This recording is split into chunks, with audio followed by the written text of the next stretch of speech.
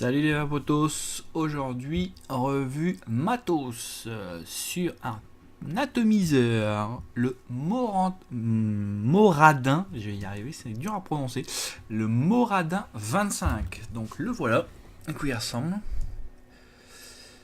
Il a quelques petites particularités assez sympathiques, il fait 5,3 millilitres de contenance, qui est son atout majeur, pour être honnête. C'est pour ça que je l'ai choisi. Je voulais un atomiseur qui fasse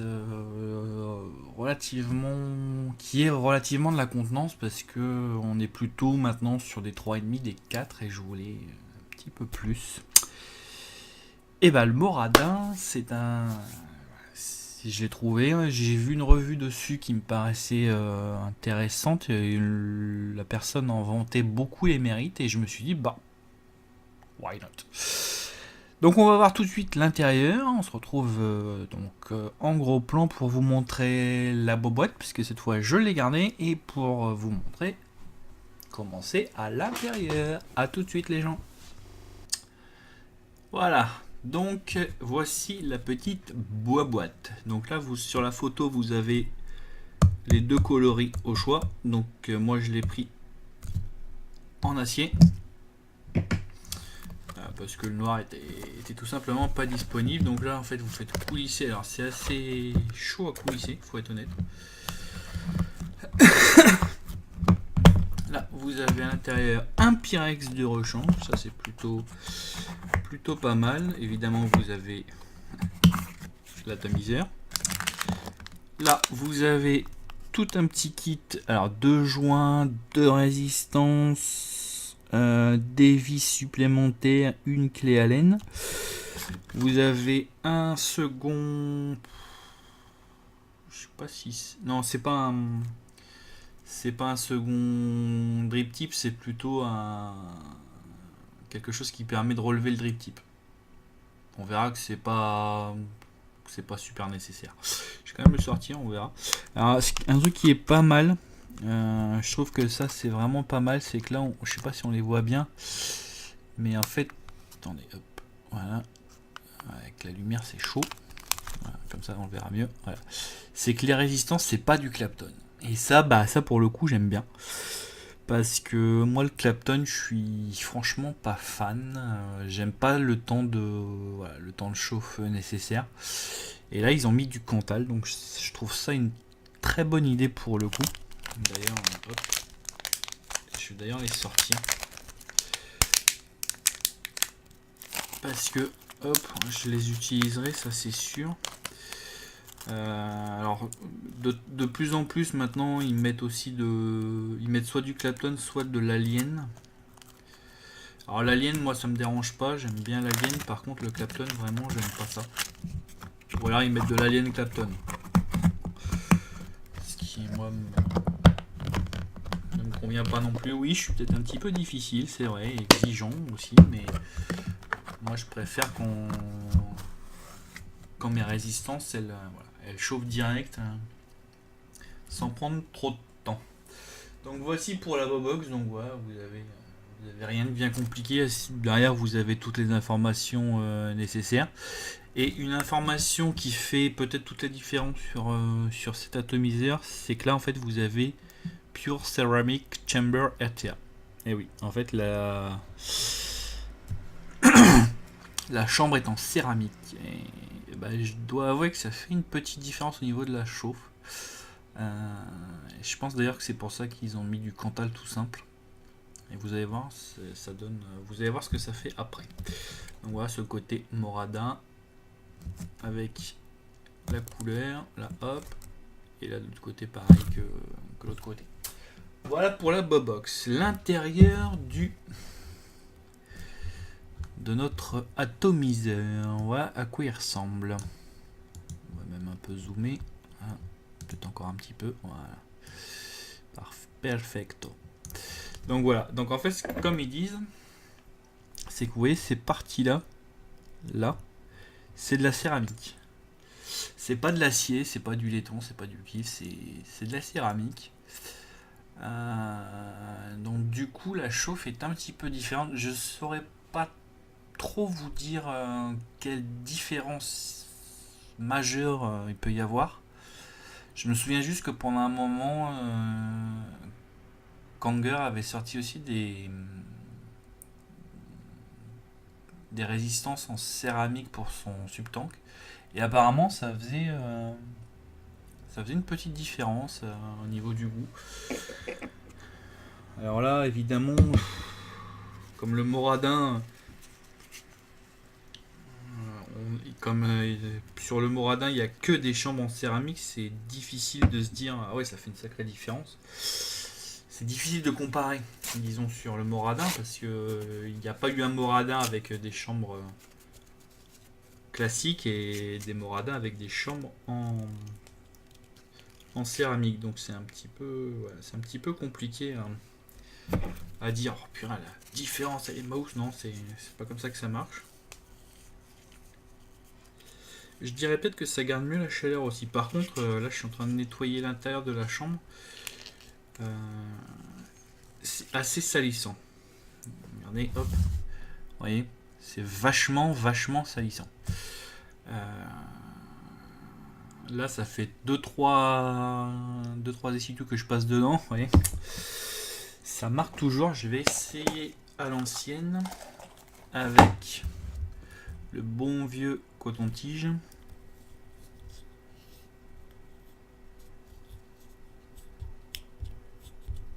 Ouais, bah ça enlève pas grand-chose.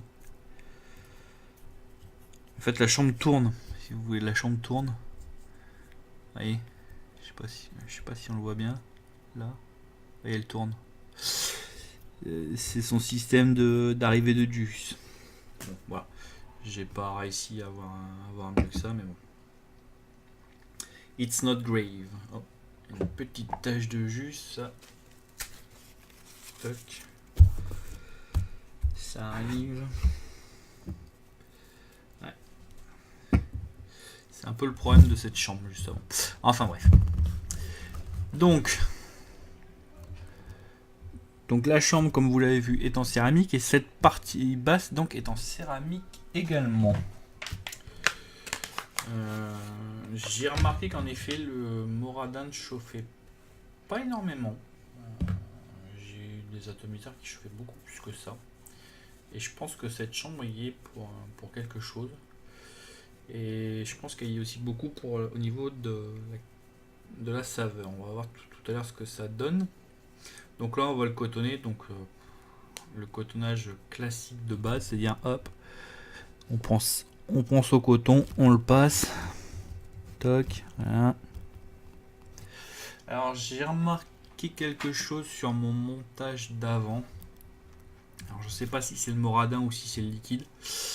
J'ai juste remarqué que ça faisait un petit peu des... Je sais pas comment dire. Une espèce de pâte. Un petit peu du goudron. Alors est-ce que j'ai complètement déconné et laissé... laisser le jus se gâter trop longtemps, c'est tout à fait possible. Je n'exclus pas cette possibilité, je suis désolé. Alors, c'est un petit peu... Voilà. Je suis désolé de ne pas vous le montrer directement parfaitement comme je le voudrais, mais voilà. La pose est assez... La pose est assez chiante, faut être honnête. Donc, il faut... Hop, on coude. Toc, comme d'hab, on passe. En fait, il n'y a pas une... Il n'y a pas une place gigantesque pour le liquide. Pour le coton, pardon. C'est pas gigantesque. C'est même carrément petit en fait. Donc là le but du jeu c'est de mettre le coton dans les rigoles. Et évidemment sans le tasser, pardon, voilà, je me remets en face de la caméra, ça sera mieux. Donc voilà, le but du jeu c'est de mettre le coton dans les rigoles. Mais en fait, le coton, faut vraiment pas en mettre beaucoup parce que, comme vous le voyez là, les rigoles elles sont pas super grandes, quoi. Alors, qu'est-ce que ça fait de particulier? J'en sais rien. Écoutez, par sécurité, je vais recommencer parce que là, je crois que j'ai complètement foiré mon montage. Et oui, ça arrive même au meilleur d'entre nous. Je vais prendre autre chose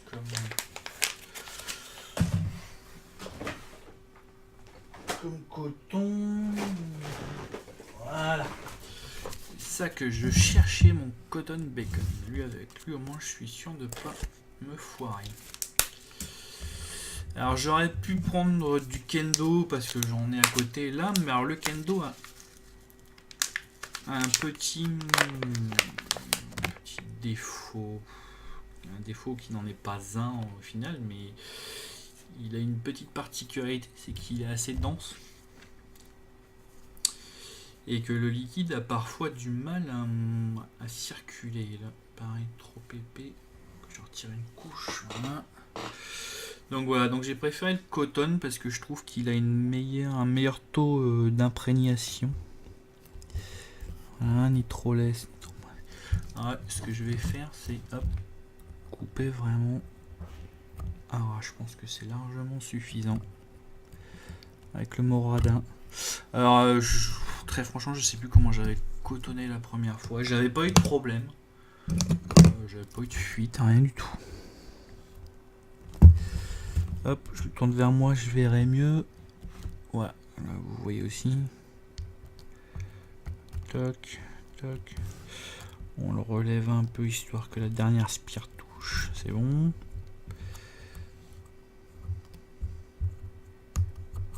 Ah, là par contre, vous voyez. Gna gna gna. Bon, ben voilà. Il fallait que ça arrive un jour. C'est arrivé aujourd'hui. Problème de cotonnage, ça arrive, hein. Mais je vous dis, le moradin a un système de cotonnage un petit peu particulier. D'habitude, on nous dit de mettre la dose de coton. Ouais. Là, il faut vraiment en fait pas trop en mettre. Donc là, j'ai coupé un peu plus. Voilà. Voilà, ouais, c'est vrai qu'il. Déjà, je sens qu'avec le coton, déjà, c'est mieux parce que je sens que il se coupe déjà plus facilement. Il est aussi un petit peu plus facile à travailler.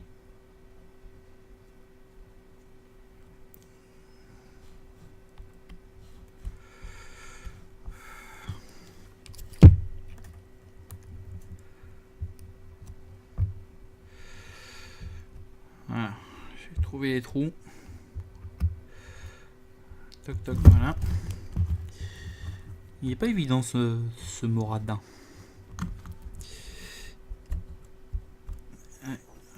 Je l'ai vrillé, c'est déjà plus facile à rentrer. J'aurais dû faire ça de l'autre côté. Enfin bon. C'est fait, c'est fait. Voilà. Donc comme vous pouvez le remarquer, ici en fait le liquide va pas rentrer par là. D'habitude il rentre par là, il rentre dans les trous, mais là c'est pas le cas. Vous allez me demander mais pourquoi. Alors vous allez voir, c'est un petit peu. Ouais, c'est un système. Ah merde, putain. Désolé.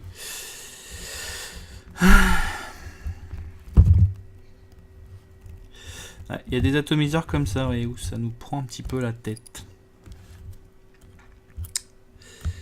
Où ça nous prend un petit peu la tête.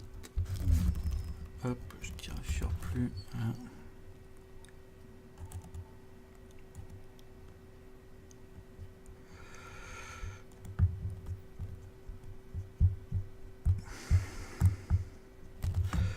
Donc toujours pareil, hein, tasser sans tasser.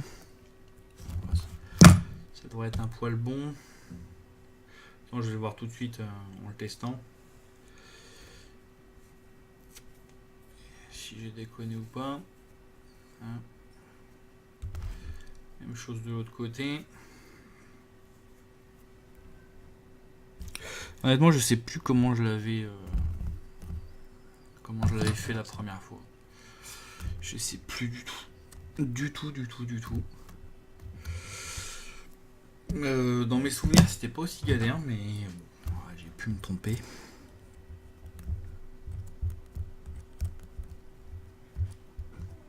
Là, vous voyez, j'en ai moins mis et je trouve que c'est déjà plus facile. Ouais.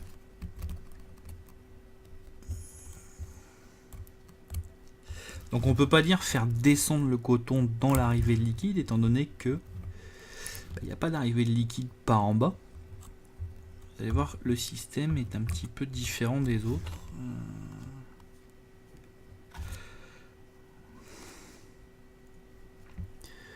Voilà.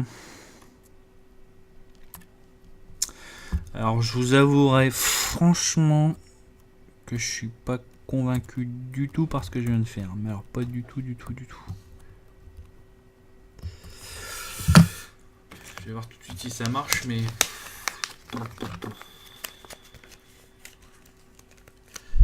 J'ai déjà réussi mes montages beaucoup mieux que ça.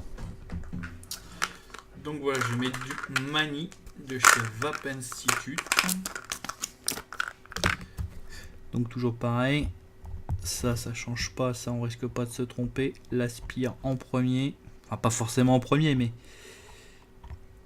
n'hésitez pas à passer sur l'aspire, à repasser sur l'aspire, à repasser sur l'aspire. Parce que ça, il faut que ça soit bien imbibé. Je vous conseille quand même de bien imbiber les résistances du Moradin. Bon, je sais pas. Je vais voir. Donc là, hop.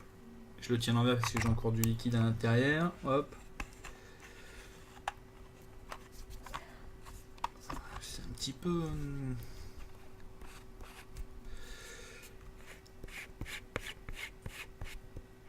C'est un petit peu chiant à reverser, mais vous allez comprendre tout de suite pourquoi. Donc là, attendez, hop, je range mon liquide. Voilà, c'est fait. Hop, on va dézoomer un petit peu. Voilà. Donc pour le remplir, en fait, ce qu'il faut faire, c'est que pour le remplir, voilà, en bas, vous avez la bague d'airflow. Comme vous le voyez ici. Voilà. Et donc là, vous avez les arrivées de liquide. Je vais peut-être zoomer un petit peu. On verra peut-être mieux. Voilà. Donc là, en fait, de chaque côté, ouais, vous avez les arrivées de liquide. Alors les arrivées de liquide, c'est un petit peu comme sur le...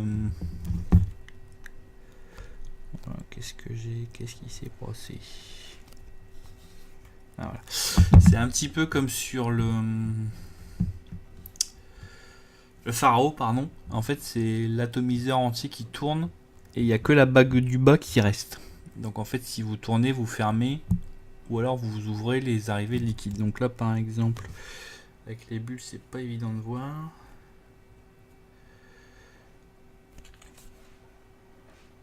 Un truc qui m'inquiète. Ah si, c'est bon. Donc là, par exemple, voilà, là, au fond, on voit mon coton. Et là, si je ferme, voilà, là, on voit plus rien. Donc, il n'y a plus d'arrivée de liquide. Donc, si je le retourne de l'autre côté, tac, on va voir le coton apparaître. Alors, là, c'est pas évident parce qu'il y a l'air qui remonte, donc il y a des bulles.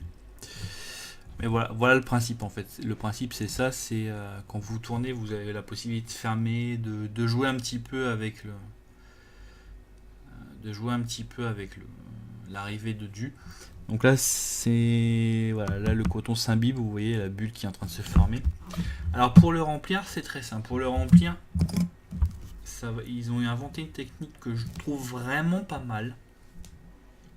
C'est en fait une technique qui vous oblige pas à regarder est-ce que je l'ai fermé, est-ce que j'ai fermé l'arrivée liquide, est-ce que j'ai fermé les airflows.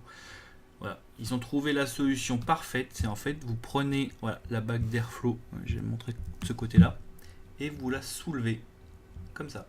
Voilà, je le remontre. Hop, vous soulevez tout. Et là, comme ça, vous fermez non seulement l'airflow, mais aussi l'arrivée de du. Et ben ça, c'est un système tout con, mais qui vous empêchera d'avoir des fuites. Alors, pour le coup, vraiment, le coup de la bague, en plus c'est une bague, elle est bien, voilà, elle est bien lâche, elle est bien solide, elle risque pas de s'ouvrir inopinément. C'est vraiment tout bête, mais vous voyez, regardez, ici, regardez ici et ici. Donc là c'est l'airflow, là c'est l'arrivée de jus. Regardez, quand je la lève, tout se ferme. Voilà. Là, fermé, et là, l'airflow fermé. Voilà, c'est tout bête. Donc après ça, tout bêtement, bah, vous ouvrez votre... Vous tenez bien le Pyrex. Je vous le conseille. Vous dévissez, voilà, le haut de votre Moradin.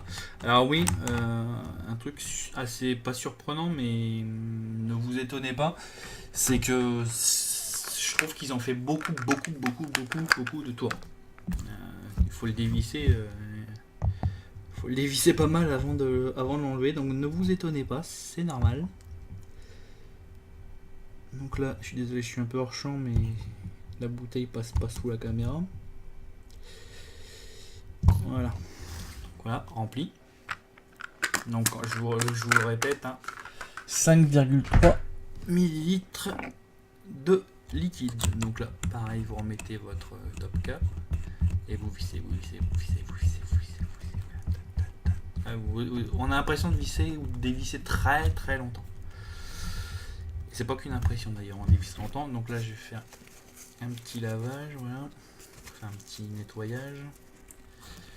Je passe un coup dans la cheminée parce que j'ai vu qu'il y avait du liquide. Voilà. Alors là, une fois que vous avez rempli donc votre Moradin, et ben ce que vous faites, c'est que vous baissez la bague. Voilà, et vous avez tout qui réapparaît. Donc là, on vérifie bien sûr que l'arrivée de coton, l'arrivée de jus, les trous soient bien en face. C'est bon. Donc vous avez 4 arrivées de chaque, enfin ouais, tout autour, 4 arrivées en tout. Ça n'a pas l'air de couler, donc c'est bon. Je fais juste un petit test rapide. C'est bon.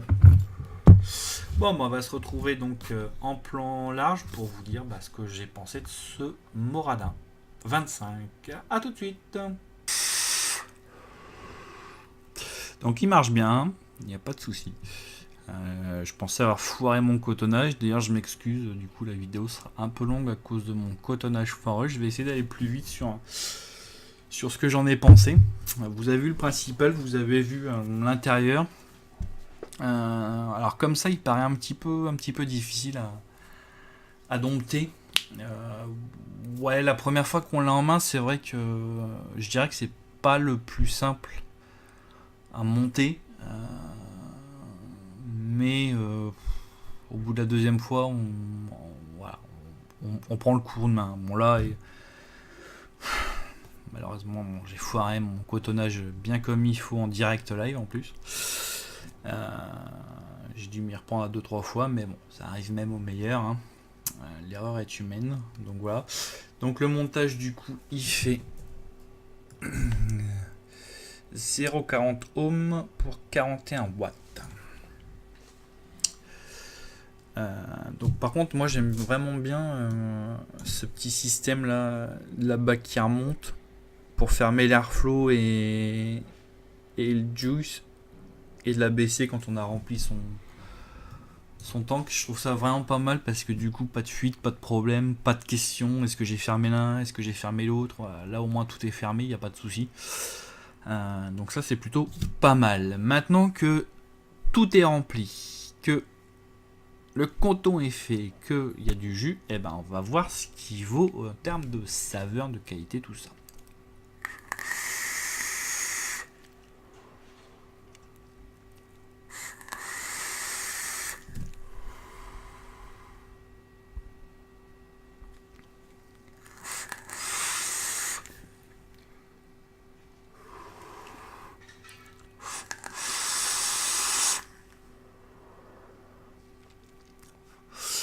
Voilà, donc comme vous pouvez le voir, niveau production de vapeur, aucun problème.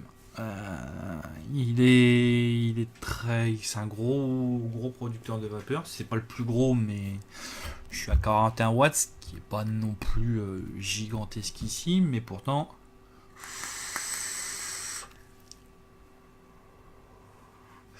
Voilà, il produit de la vapeur. Donc ça, à ce niveau-là, pas de souci.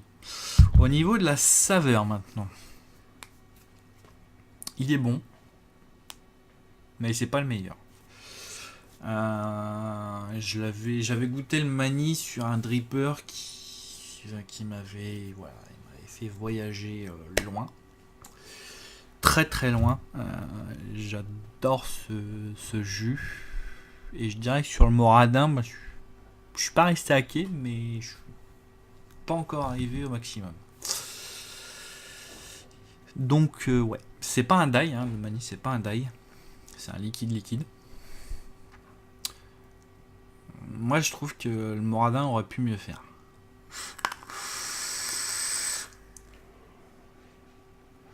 Alors ce que j'aime bien, c'est qu'il équilibre assez bien les saveurs. Et je dirais justement que c'est un peu son défaut, c'est qu'il les équilibre trop. Vous voyez sur le mani, j'ai un peu le côté lait qui revient trop fort, quoi.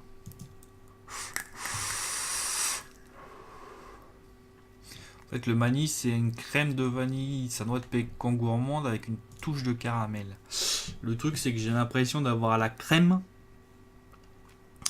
mais sans avoir trop le reste, en fait. On sent la vanille, mais c'est plutôt le côté crémeux qui ressort, ce qui le rend un petit peu écœurant à vaper tout le temps.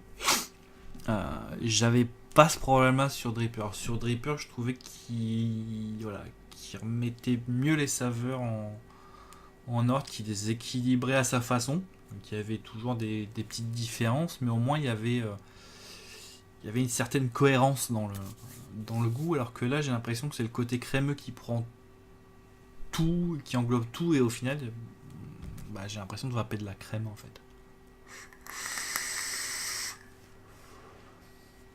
Une crème aromatisée, hein. Si jamais je fais vraiment attention, oui, je sens le pécan, oui, je sens le caramel, la vanille.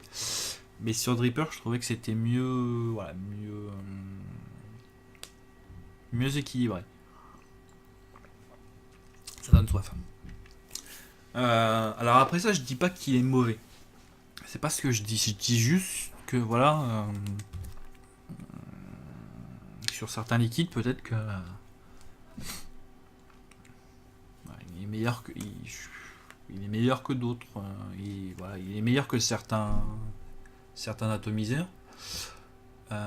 Mais voilà, sur le mani en tout cas, je trouve qu'il lui rend pas hommage.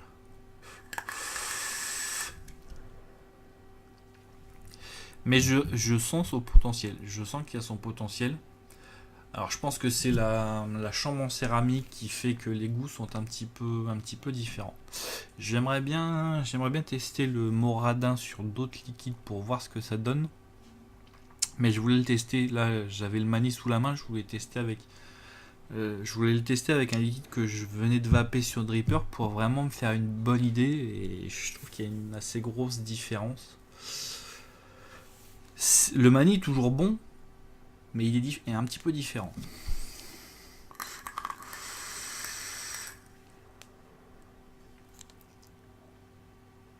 Ouais, je saurais pas trop quoi dire.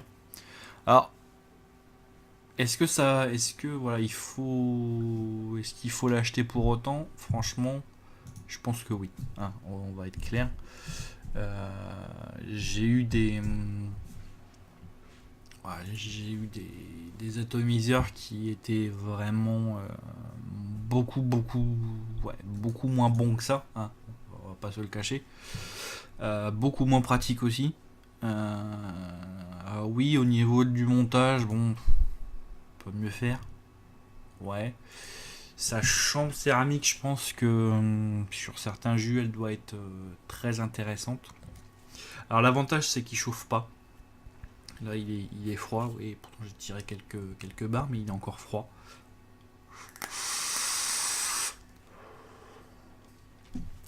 La vapeur est tout juste tiède, mais vraiment elle est plutôt froide, tiède que tiède chaude. Ça c'est pas mal. J'adore son système d'ouverture, de fermeture, parce que là au moins on est sûr qu'il n'y a pas de catastrophe. Son arrivée de juice elle est bien aussi, parce que c'est vrai que même si on foire, comme vous l'avez vu en direct, son montage niveau coton, il fuira pas. Il fuira pas, vous en aurez pas plein les doigts. Donc ça, à ce niveau-là, il est top. Top, top, top. Top niveau contenance. 5,3 ml, c'est exactement ce que je voulais. Mine de rien, vous allez dire, ouais, mais il le critique beaucoup. Je le vape tous les jours, quoi. Donc c'est qu'il est pas, encore une fois, il est pas mauvais. Mais c'est juste que comparé à un dripper, il y a un vrai changement. Pour info, le dripper c'était la Dali. Il y a un vrai changement. Après ça, le mani reste bon, sinon je le vaperai pas, hein, mais il est un petit peu différent. C'est pas les mêmes éléments qui ressortent, on va dire. Voilà. Maintenant, en termes d'airflow, je le dis clairement, il est aérien. Très aérien. On peut régler. Là, je vais d'ailleurs fermer un petit peu. Alors, pour fermer l'airflow, il faut tenir le Pyrex et tourner la bague du bas. Voilà, juste la bague du bas, parce que si vous ne tenez pas le Pyrex, en fait, vous allez tourner tout le Pyrex et vous allez fermer les arrivées de dessus. Donc là, je l'ai fermé quasiment entièrement. Là, vous voyez, en le fermant entièrement, j'ai les saveurs quasiment les mêmes saveurs que celles que j'avais sur la Dali. Voilà. Bah, vous voyez, en direct, j'ai trouvé une petite solution. Là, je l'ai ouvert, on va dire, à un quart. Et il est carrément meilleur. Donc en fait, le problème, je pense que le vrai problème du Morada vient de l'airflow, parce qu'il est très très aérien. J'aime ce qui est aérien, mais alors là, vraiment, pour le coup, il est trop pour moi. Et je pense que le problème venait de là. Oui, j'y ai pas pensé avant, c'est de ma faute, mais elle coule pas. Mais en fermant l'airflow, alors moi je vous dis, j'ai laissé à un quart.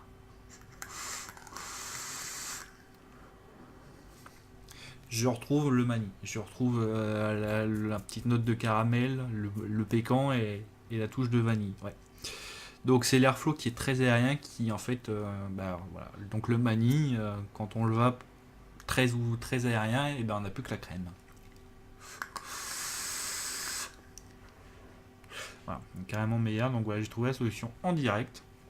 Comme quoi, le moral était vraiment surprenant. Voilà, donc je vous conseille de fermer l'airflow vraiment au maximum. Alors même quand on le ferme au maximum, c'est une vape indirecte. C'est une vape type cigarette, donc il s'adresse à tous ceux qui veulent. Il s'adresse finalement à un large panel entre ceux qui aiment hyper aérien, qui veulent de la saveur, et ceux qui veulent un tirage hyper serré. Voilà, il s'adresse à tout le monde. Donc ça, c'est plutôt pas mal aussi. Voilà. Oh bah j'ai trouvé la solution. J'avais pas suffisamment joué avec l'airflow. Donc après ça, oui, il y en a qui sont meilleurs. Je dis pas ça reste. Je pense qu'il y en a qui sont meilleurs, mais il propose des choses très intéressantes au niveau des arrivées de jus et au niveau des airflow et au niveau, je vous dis encore une fois, de sa bague qui se lève et qui se baisse pour fermer airflow et arrivée de jus. Ça c'est tout bête, mais alors je trouve que c'est une idée géniale. Donc voilà, donc dans ce micmac, parce que c'est pas forcément la revue la plus claire que j'ai faite, je m'en excuse. En clair, qu'est-ce que j'en ai pensé? Le plateau aurait pu être plus simple, il est un peu chiant à contourner parce qu'il faut vraiment pas en mettre énormément. Niveau du remplissage avec sa bague qui se lève et qui se baisse, ça c'est génial. Niveau vapeur, il fait largement son taf. Niveau saveur, il est très bon. Il est très bon. On pourra toujours trouver mieux, mais il est très bon. Très aérien, donc fermé l'airflow, je vous dis pratiquement au maximum. Moi je le laisse à un quart alors que je suis plutôt aérien. 5,3 ml de contenance, remplissage par là, oui évidemment. Je pense que grâce à sa chambre en céramique, il accepte les résistances qui montent très très haut, parce que là je vous dis il chauffe pas du tout. Il commence tout juste à chauffer après une bonne 15 bouffées, donc ça c'est plutôt pas mal. Donc le Moradin, bah oui, moi je dis oui, j'en achèterai pas forcément un deuxième comme ce fut le cas pour d'autres atomiseurs, plutôt des drippers, mais oui, ça peut être un. Si vous cherchez de la contenance, quelque chose qui procure des saveurs, des bonnes saveurs et de la vapeur, le Moradin est fait pour vous, surtout qu'on le trouve à 30,90€ la plupart du temps. Donc voilà, ça serait dommage de passer à côté, ne serait-ce que pour la bague. J'en ai parlé énormément de cette bague, mais je trouve que c'est une très très très très bonne idée. Voilà, donc si vous avez aimé cette vidéo, et bah abonnez-vous à ma chaîne et on se retrouve bientôt pour de nouvelles aventures.